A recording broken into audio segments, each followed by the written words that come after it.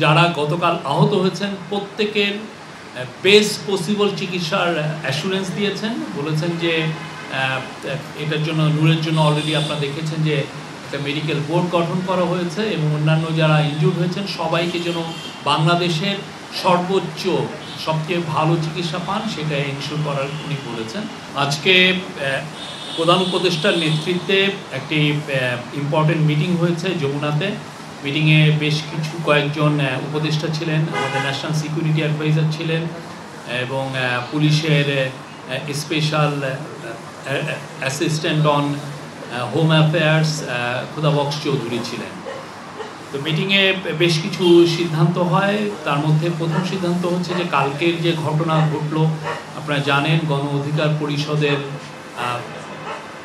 President Nurul হক নূরের উপরে ন্যাক্কারজনক একটা অ্যাটাক হয়। উনি অসুস্থ, ওনাকে খুব ঢাকা মেডিকেলে ওনাকে চিকিৎসা হচ্ছেন।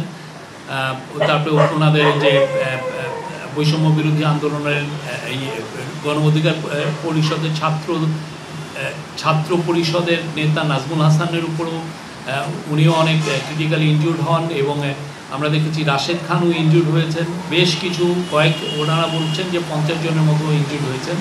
তো এই ঘটনার উপরে একটি জুডিশিয়াল তদন্তের সিদ্ধান্ত হয়েছে এবং এই তদন্ত ইম্পার্শিয়াল জুডিশিয়াল তদন্তটা করবেন হচ্ছে একজন হাইকোর্টের জাস্টিসের নেতৃত্বে এই তদন্ত হবে। এটার টার্মস অফ রেফারেন্স এবং এটা আরও কোনো মেম্বার থাকবে কিনা এটা পরবর্তীতে আপনাদেরকে জানিয়ে দেওয়া হবে। মিটিংয়ের আর একটা ডিসিশন ছিল যে আগামীকাল কিছু পার্টির সাথে রাজনৈতিক দলের সাথে আমাদের চিফ অ্যাডভাইজার বসবেন 3টার সময় বিএনপির সাথে বর্তমান পরিস্থিতি এবং ইলেকশন নিয়ে আলাপ আলোচনা হবে। আগামীকাল 3টার সময় বিএনপির সাথে মিটিং আছে, 4:30টায় জামাত এবং সন্ধ্যা 6টায় NCP. Chief adviser injured Nurul Haque নূরকে